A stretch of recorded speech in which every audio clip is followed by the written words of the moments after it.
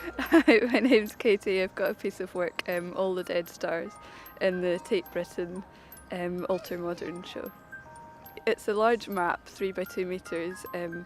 I've basically mapped all the dead stars in the universe, or all what could be considered dead stars that have ever been observed and recorded by people since the beginning of time, effectively.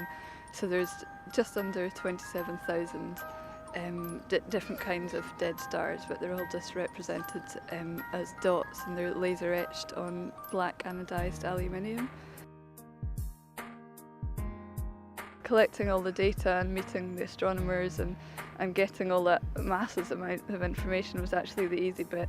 Kind of started the work by emailing or tracking down about 100 different supernova hunters, as they're called, people who track out dead stars, and astrophysicists and astronomers, and I just wrote them all an email kind of asking if a map like this exists already, and if not, how on earth I could go about it.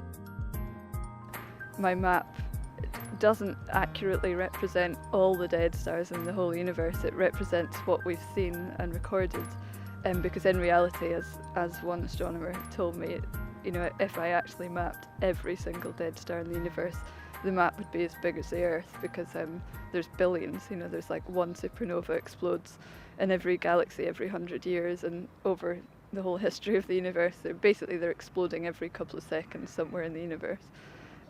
So there would be no way to make a map of all of them. Let's go. Yeah, good.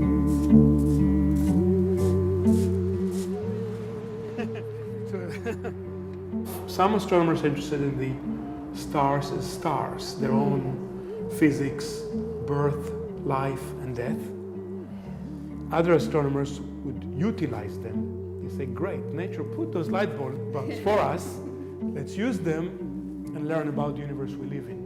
I was trying to decide whether I should be deciphering between visible objects or totally invisible objects, because even though I had this idea of dead stars, okay, there's nothing behind, but there's still, there's either these planetary nebula, which you can still see, or even a black hole, like you said, it's still got life. And in the end, I decided just not to make any differentiations between all of them and just have this kind of mass of dead stars. The boundaries between life and death are a bit fuzzy here. Plus this aspect that really the end of one object might be really the beginning of another object. And in fact, the stuff we are made of, the iron is in our blood, is probably originated or was cooked in a dying star. So how remarkable, right, that life on Earth was basically facilitated by the end point of life of a star. I don't really think of the works as having end points exactly, and I also think of all of these parts as totally part and parcel of the work. So I kind of quite like this idea that there's still this fairly large map with 27,000 dots, but even that's just a tiny amount of what actually exists. So it is quite a futile attempt to map everything, which just can't ever really be done.